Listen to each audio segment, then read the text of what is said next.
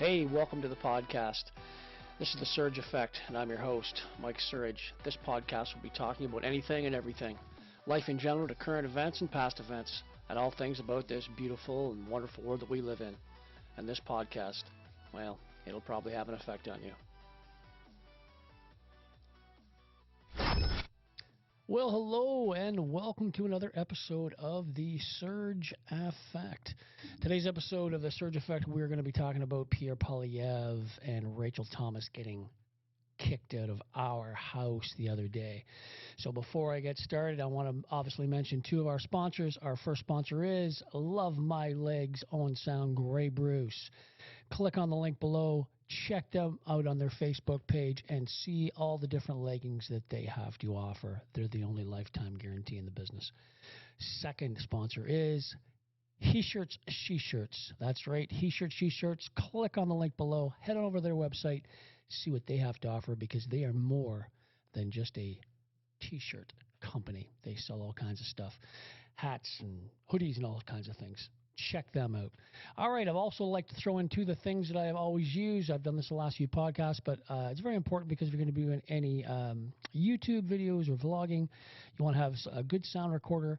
The HX Zoom, beautiful piece of equipment. I use that first, and my second one is my Rodecaster Pro 2. Beautiful piece of kit. Click on the links below.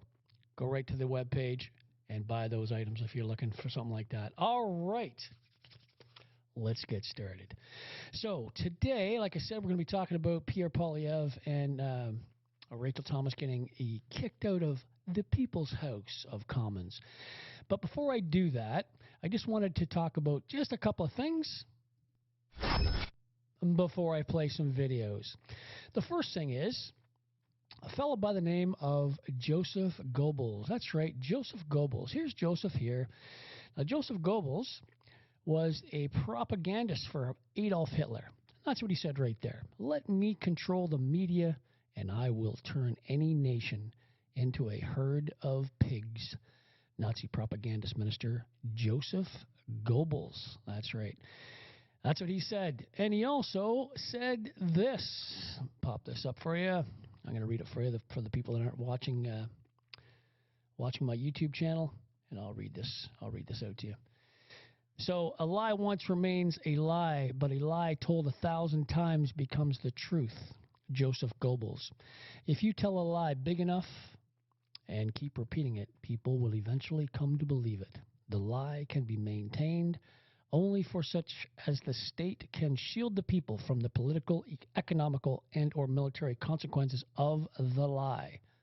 If thus becomes vitally important for the state to use all of its powers to repress dissent, for the truth is the mortal enemy of the lie. And thus, by extension, the truth is the greatest enemy of the state. Profound. That's words from Joseph Goebbels. Keep that in mind as I play these few videos for you, because once people control the narrative and they keep pounding a lie to the people believe it over time. It's part of the repertoire. You know, Russian collusion. Need I say more? That's just one of many, and that was obviously false, but they hammered that for 4 years on the media in the United States of America. And there's certain things that you're going to hear in this little from our House of Commons, Justin Trudeau, Pierre's son, talking in our house the other day about a certain organization, and I'm going to play a little video for that after and explain a little bit of that to you. But at first, like I said, let's play this first video. And death. His extreme and radical drug policy has increased overdose deaths in British Columbia by 380%.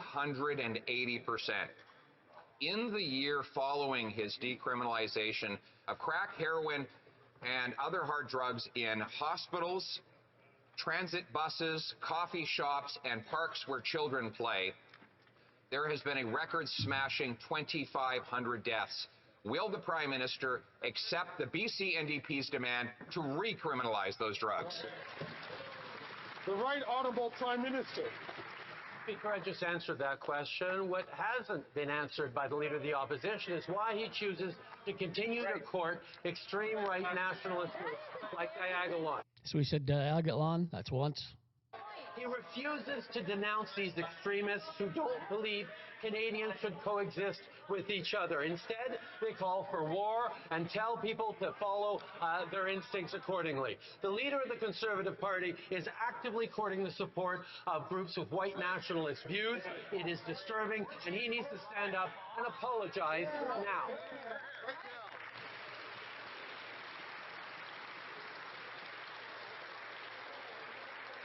Colleagues, so soon in question period, it is important that we try to control ourselves. I'll ask the honourable member from St. Albert, Edmonton, please, to allow members to ask the questions and members to respond. The Honourable Leader of the Opposition. Mr. Speaker, I always condemn extremism and racism, including from the guy who spent the first half of his adult life as a practicing racist, dressing up in hideous racist costumes.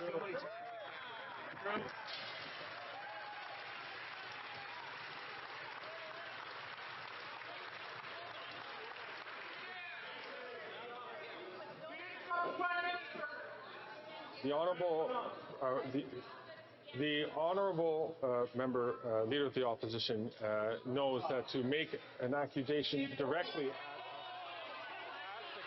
a single person is not appropriate. And I'm going to ask all members to control themselves.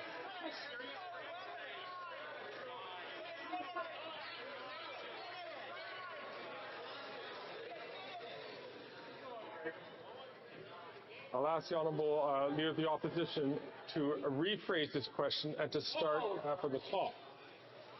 Mr. Speaker, I will also condemn the extremism of a Prime Minister who gives hundreds of thousands of dollars of anti-racism money to a Jew hater who has proposed shooting Jews in the head. I condemn a Prime Minister who allows the IRGC, which murdered 55 Canadians, to remain legal.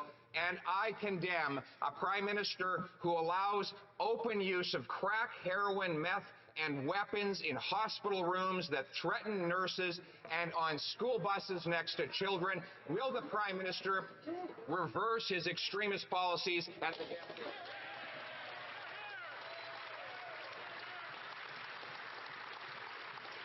The Right Honourable Prime Minister. Mr. Speaker, the leader opposite is showing us exactly what shameful, spineless leadership looks like. Ooh, spineless.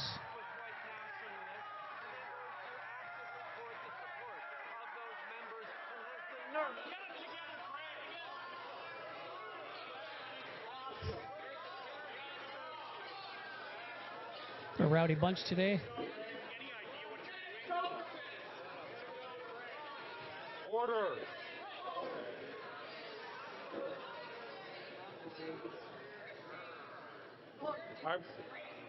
I'm going to ask the honourable member from Lethbridge if she has problems with the chair, that she should challenge the chair in a way.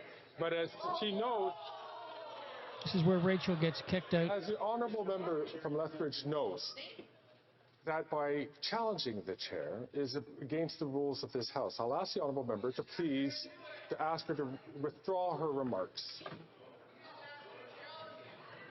The chair is acting in a disgraceful manner. I'm going to ask you, will you...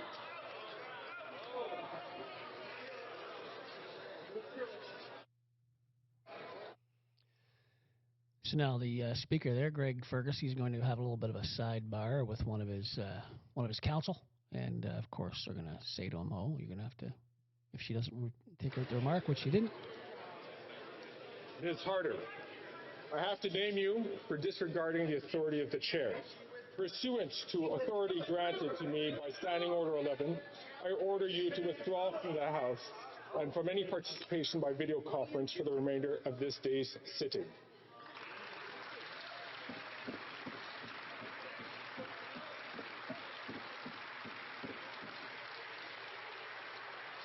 So she's gone.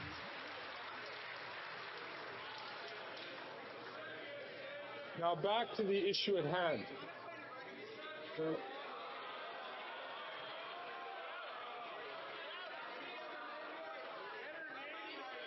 Ms. Mrs. Thomas, my apologies.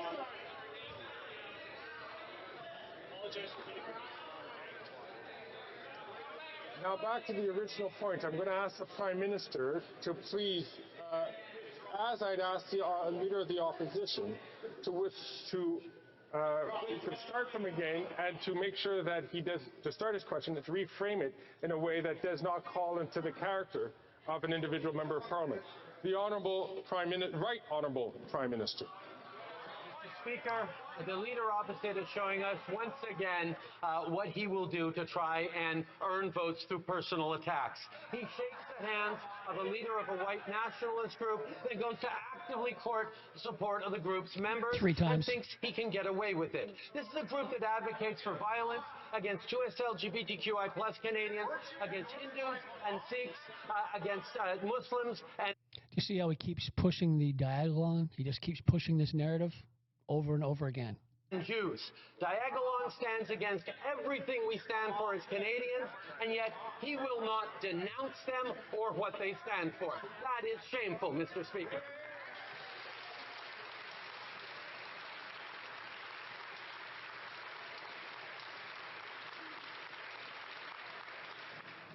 The Honourable Leader of the Opposition. Mr. Speaker, that, like everything else he says, is false. He uses fear and falsehood and this latest distraction because he doesn't want to.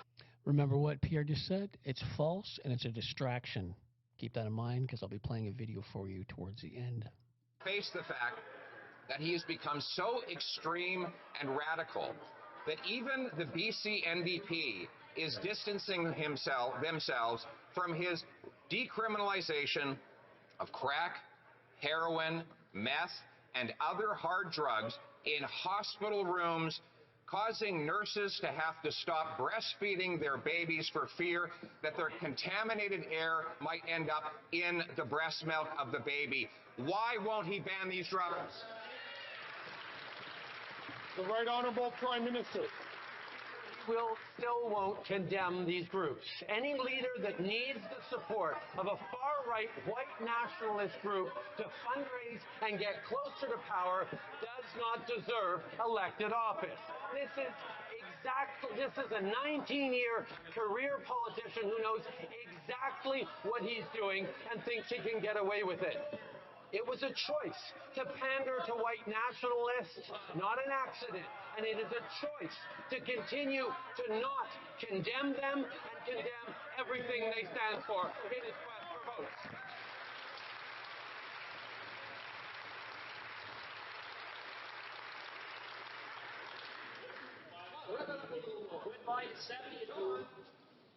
I'm going to ask the Honourable Member for the second time from St. Albert, Edmonton, to please withhold his comments until he has the floor. The Honourable Leader of the Opposition. Mr. Speaker, it is a choice for him to implement extremist policies that have taken the lives of 2,500 British Columbians every single year. Since the NDP has asked him to reverse course on his and formerly their radical policy, 22 British Columbians have died of drug overdoses. But he continues to allow those drugs to kill the people in our hospitals and on our public transit. When will we put an end to this wacko policy by this wacko Prime Minister?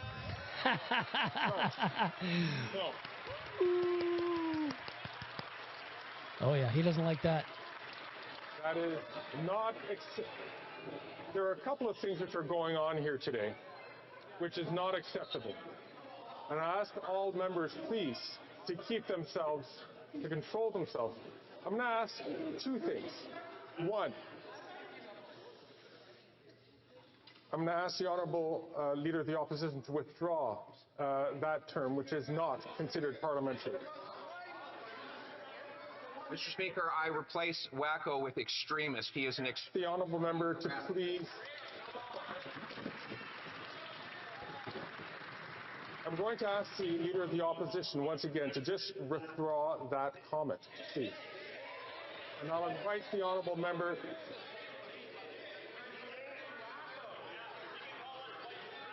I'm going to ask the Honourable Leader of the Opposition to please withdraw that comment and simply withdraw that comment.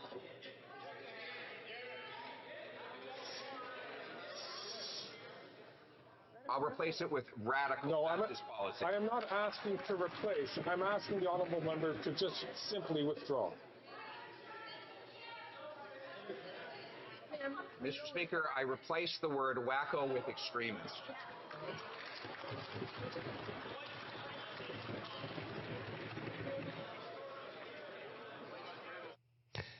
Of course, now he's going to have a little sidebar with his sidekick there.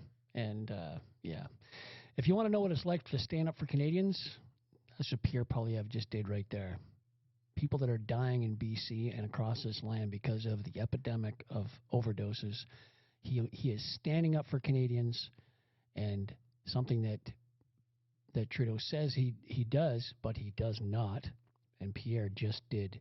And this is going to be his consequence for standing up for Canadians. Right here.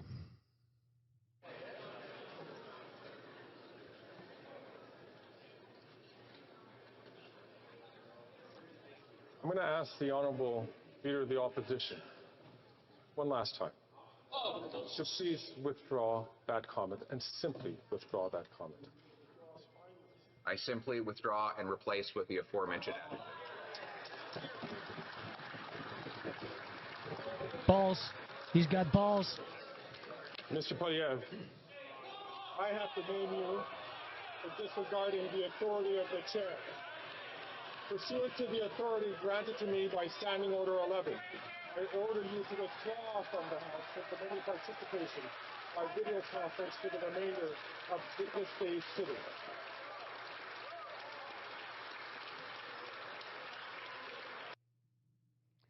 Just like that. He kicked him out. So he walked out, and I think the whole PC membership walked out. Solidarity, 100%, for sure. Okay, so Rachael Thomas got kicked out first, then Pierre. So this is Rachael Thomas' rebuttal the next day in regards to her being kicked out. Fascinating stuff here because it doesn't look right, but here we go. Speaker, I rise on a point of privilege today regarding a significant discrepancy between what was published in the Blues and what was published in Hansard of yesterday. The question of privilege that I raise also has to do with how I was treated by the Speaker of this House and how I was further portrayed publicly. The discrepancy between the Blues and what was published in the Hansard is the omission of two words, two very important documented words. An exchange between the Speaker and me during question period yesterday. The Blues recorded the following statement by the Speaker. I quote directly. If the Honourable Member for Lethbridge has problems with the Chair, she should challenge the Chair in a respectful way. But as the Honourable Member knows, challenging the Chair is against the rules of this House. I ask the Honourable Member to please withdraw her remarks. To which I replied, and rose in my space, to say this, quote, Mr. Speaker, I stated that the Chair is acting in a disgraceful manner. I withdraw. In the Hansard recording, two words are missing. The words, I withdraw. Wow. That said, it should be noted that it is reported. So somebody took out those two words from that transcript. Two words, I withdraw, from the transcript, but not from the video. Because if you listen to that video that I played a little while ago, you'll see it. And I'm going to play it for you again after she's done talking. In Hansard, that at least one member did point out to the Speaker that these words, in fact, were spoken. It says under the heading, an honourable other member, it says the following, quote, she withdrew it. In the audio recording, many other members were heard drawing attention to this fact, asking for the Speaker to do the same. These words, Mr. Speaker, are significant because they demonstrate that I complied with the Speaker, your request to withdraw. It demonstrates that my withdrawal was not conditional, but rather it was proper and textbook. Therefore, it ought to have been accepted. Yet, I was kicked out of this place for the remainder of the day as if I hadn't withdrawn those words, or to put it another way, as if Hansard recording of the event was accurate and true, when in fact, Mr. Speaker, we know it is not. If you were to check the audio recording, it clearly picked up the two words that are also recorded in the blues. It is worth noting that in Chapter 24 of Bosch and Gagnon, it states, quote, "The chamber is equipped with cameras operated from a control room, invisible from the floor of the House. The recording of the proceedings is governed by guidelines intended to preserve the concept of the electronic Hansard, as adopted by the House." The two words, Mr. Speaker, that were edited out of the Hansard essentially rewrote history, making the actions and procedure followed by the Speaker, you, appear proper and mine improper. As you know, I was removed from the chamber for the remainder of the day, and I was prohibited from being able to participate in debate or vote on behalf of the constituents who have sent me here. Therefore, the constituents of Lethbridge were robbed of having a presence and a voice in the House of Commons, their democratic right. It was especially egregious, given the fact that there was a scheduled vote immediately following question period that day. If you go to the House of Commons site, the blues, unfortunately, are no longer available. Interesting. Convenient. Which makes a person curious as to why. If you attempt to access the blues today, you will get this message, quote, "Blues are available while the House is in session until the Hansard is published." The blues are taken down. Luckily, though, Mr. Speaker, for you, I kept a copy of those blues that were sent to me yesterday at the end of the day, and I have them available to submit to you here. Interesting. And I will just point out that if we flip through them, on this page here, you can see my words are kindly highlighted for you. Wow. Obstruction. Furthermore, Mr. Speaker, we are fortunate to also have access to the audio recording, which still exists and does not lie. Roll 20, isn't it? That's Larry Brock in the background. Now, with what Rachel's saying there, what I'm going to do is I'm going to play you a video. But a couple things occurred when she's speaking about the blues and then the Hansard. Well, the blues wasn't published, so no one could even. It said that they were in session, so they weren't available, or whatever. But anyway, so she kept a copy of it. But somebody deleted those two words. I withdraw. Someone deleted them. Who did that? Right? So I'm going to play another video of Rachel, of her literally in real time from the day before. Listen up to when he asks her to withdraw. And listen real carefully to what she says. So I'm going to just play this one here for you right now. Order.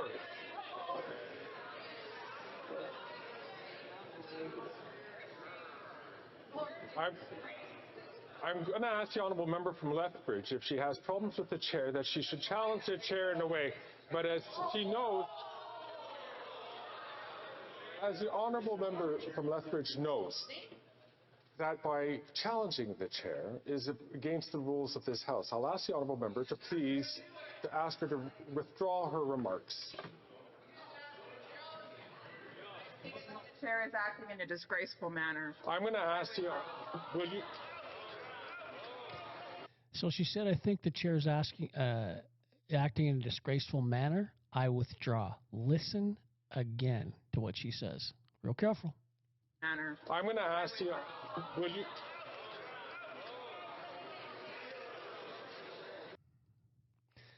One more time.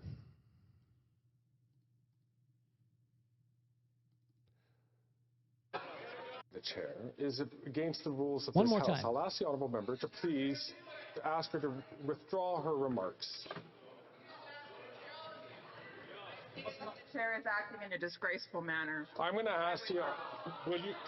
Right there, she said, I withdraw. Now, that was the day before, and of course, this was the next day when she stood up and she said, I have the Hansard and I have the notes, and this is what, in fact, transpired. So I don't know what's going to transpire with that, but who knows. So anyway, let's get back to what Justin Trudeau kept saying over and over again, like somebody like a person like one I said earlier about Joseph Goebbels saying that a lie, let me control the media and I will turn any nation into a herd of pigs. He also said basically you tell a lie long enough and hard enough, people will they'll think it's the truth. They'll start to believe it because it's just told so many times. Trudeau, I was counting them there as Trudeau mentioned in the House about Diagolon 5-6 times, kept saying it. So if you don't know what Diagolon is, I'll let the person that actually is Jeremy McKenzie, who's known for Diagolon. This is what he has to say. This is what he said the other day. Hello, everyone. It is I, odious dirtbag and de facto leader of the Diagolon, Jeremy McKenzie. I was in court all day and I was already dressed, so don't read into this too much. I've come today to address directly Pierre Poilievre, the Conservative Party, and its supporters. While the previous days have been a source of amusement, bewilderment, and confusion for many, with respect, this undermines the seriousness of the peril our nation has found itself in, yet again, due to the bumbling, inept application of malevolent power from the Prime Minister and his Liberal Party. I've tried very hard to grasp the angles at which the views espoused must be located to come to any kind of conclusion that does not include incompetence, recklessness, or outright malice, but I cannot. First, let me explain Mr. Poilievre's scandalous photo and the Prime Minister's words on this so-called encampment. This protest action was born out of a small orbit of perennial freedom protesters, seemingly quarterbacked by a Mr. Sam Fields. Mr. Fields and I have no relationship, and I have no recollection of any interaction with him. My partner Morgan doodled a Diagolon flag on his trailer door over 2 years ago during the Ottawa protest action, meant as a friendly gesture of support and nothing more. There is no connection between myself, Morgan, or any of the more prominent voices in our makeshift, loose-knit community than that. Any connections being made are tenuous at best and purely coincidental. There is no involvement whatsoever, and I have relayed this to Mr. Fields to immediately remove that drawing from his door, as he does not represent me or our community in any way, and I do not support him. Secondly, if it was not painfully clear to sincerely interested parties after Karim Assad's investigative reporting that can still be observed at hategate.ca, from source documents obtained through Freedom of Information requests, that the RCMP's own conclusions through thorough investigations of myself reveal they were unable to locate any noteworthy criminal or violent activity and could not even define Diagolon as a group in any traditional sense. At its core, it is a tightly knit in-group of like-minded folks that enjoy my podcast and commentary.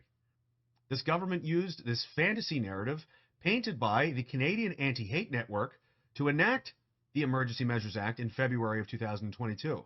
The Canadian Anti-Hate Network, by the way, has been given nearly $1 million in funding by the same Liberal government. I was compelled to testify under oath to my involvement at the Public Order Emergency Commission from custody, which can still be viewed online at your leisure. I have nothing to hide, and have since defeated 4 of the 5 trumped-up politically charged cases against me, something the media has conveniently developed a selective memory of. I am not a criminal. I have never been convicted of any crime and have only ever acted in good faith from my 14.5 years of frontline military service to present day, tried to do and speak to what I believe is the truth and what is in the best interests of our people. Not everyone agrees, and that's okay. It's their right.